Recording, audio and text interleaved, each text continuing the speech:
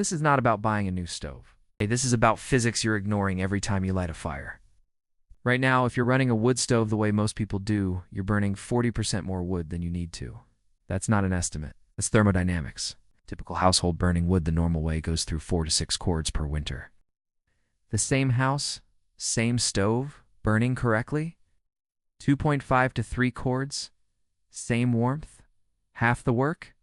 The difference isn't the equipment, it's the method. Engineers at the Brookhaven National Laboratory studied wood combustion efficiency in residential stoves for over a decade. What they found was shocking. The average wood stove user operates their equipment at 40 to 50% efficiency. Not because the stove is poorly designed, but because of one critical mistake: smoldering.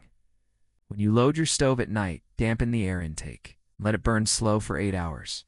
You think you're being efficient? You're not. You're creating incomplete combustion. That lazy orange glow? That's wasted energy. Creosote building in your chimney? That's unburned fuel depositing as tar? Complete combustion happens at temperatures above 1,100 degrees Fahrenheit. At that temperature, wood breaks down into pure heat, carbon dioxide and water vapor. Clean, efficient, maximum BTU extraction. Incomplete combustion, the kind you get from a smoldering fire, happens between 500 and 800 degrees. At these temperatures, you're not burning wood, you're baking it. You release smoke, particulates, creosote, and only a fraction of the available energy. A study from the Forest Products Laboratory in Madison, Wisconsin proved this conclusively. They measured 2 burning methods. Method 1, the all-night burn. Load the stove full, damper down. Let it smolder for 10 hours. Method 2, the hot burn cycle, smaller load. Full air, burn hot for 2 to 3 hours, then let thermal mass carry the heat. Method 1 consumed 32 pounds of wood and produced an average heat output of 18,000 BTUs per hour over 10 hours. Method 2 consumed 18 pounds of wood and produced 28,000 BTUs per hour for the first 3 hours. Then radiated stored heat from the stove's mass for the next 7 hours. Same total heat delivered. 44% less wood consumed. This isn't theory. In Scandinavia, where wood heating is still common and forestry management is taken seriously, the government actively teaches citizens the hot burn method. Finland's environmental agency published guidelines in 2019 showing that households switching from smoldering to hot burn cycles reduced their annual wood consumption by 35 to 42%, while reporting higher comfort levels. Why? Because radiant heat from a hot stove mass feels warmer than circulating air from a smoldering fire. You're not just saving wood, you're experiencing superior warmth. If this method is so obviously superior, why does almost no one do it? The death of proper wood-burning technique coincides with 3 cultural shifts, all happening around the same time. First, the marketing of convenience. In the 1970s and 80s, when wood stoves made a comeback during the energy crisis, manufacturers sold them as set-it-and-forget-it alternatives to oil heat. The advertising promised you could load your stove before bed, damper it down, and wake up to coals still glowing. That image, the lazy overnight burn, became the standard practice. It was convenient, it was also wasteful. Second, we lost the mentorship. Before central heating, wood burning was a survival skill passed down through generations. Your grandfather didn't just tell you to throw wood in the stove. He taught you how to read the flame color, how to time your burns, when to reload. That knowledge transfer stopped when heating became an invisible utility. By the time wood stoves came back as a lifestyle choice, the expertise was gone. People were left to figure it out themselves, and they defaulted to the simplest method: fill it up and choke it down. Third, we misunderstood the goal. Modern culture equates a visible flame with active heating. When the fire dies down, we think the stove isn't working, so we keep it burning all the time. But a wood stove isn't a fireplace. It's not entertainment. It's a radiant heat battery. The goal isn't continuous flame. It's stored heat in mass, released slowly over time. We traded efficiency for the illusion of control. We wanted to see fire, so we kept it burning inefficiently, all day, every day. We filled our chimneys with creosote, cut more trees than necessary, and worked harder for worse results. We didn't lose the technology, we lost the discipline. You cannot redesign your stove, but you can completely change how you use it. Here are the 4 principles that separate a 40% efficiency fire from a 90% efficiency fire. Principle 1. Stop smoldering. Burn hot. Your instinct is to make fires last as long as possible.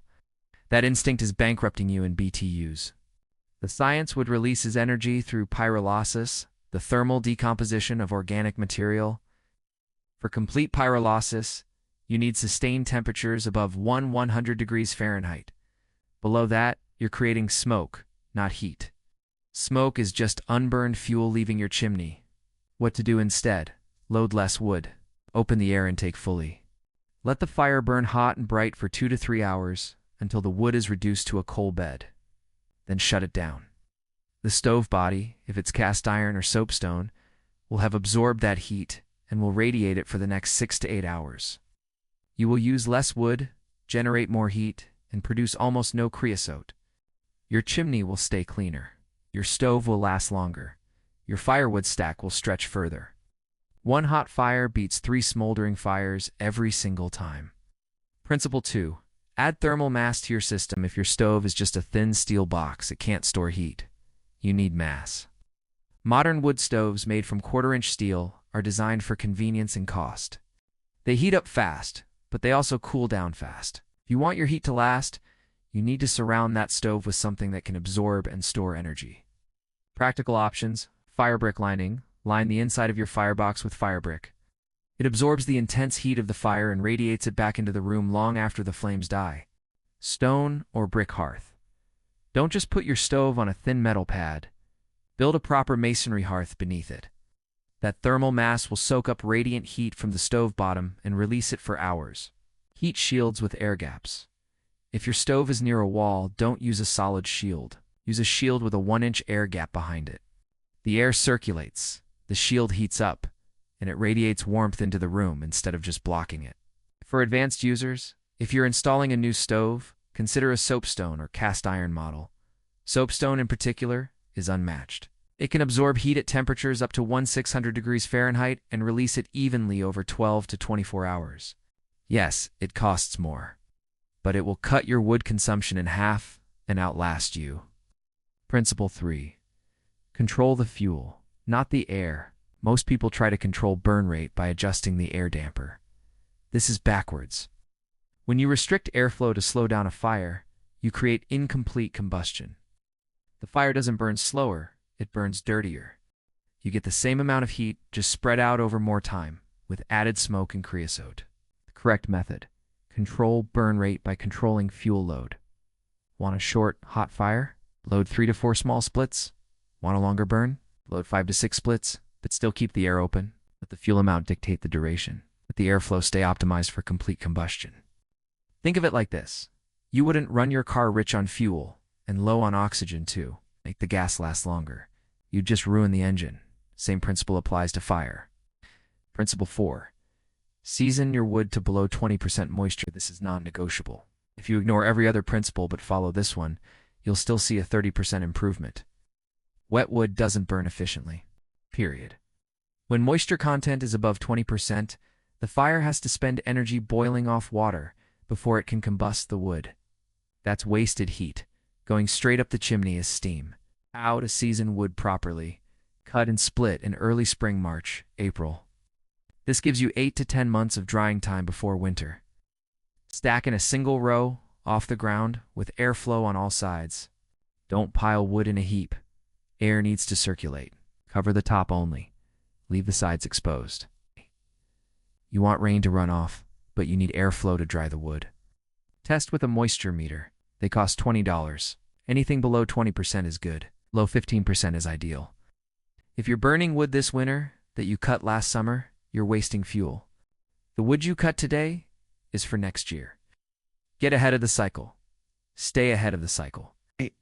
That's the difference between effort and effectiveness. We look at a wood stove and see a metal box. Our ancestors looked at a wood stove and saw a relationship. They understood that fire is not something you control, something you collaborate with. You provide the conditions: dry fuel, oxygen, heat, and the fire provides warmth. But only if you respect the process. Modern life taught us that comfort should be effortless. Flip a switch, turn a dial, swipe a card. We've been conditioned to believe that if something requires attention, it's primitive. But attention is not a burden. Attention is how you optimize. The wood stove isn't wasting your firewood.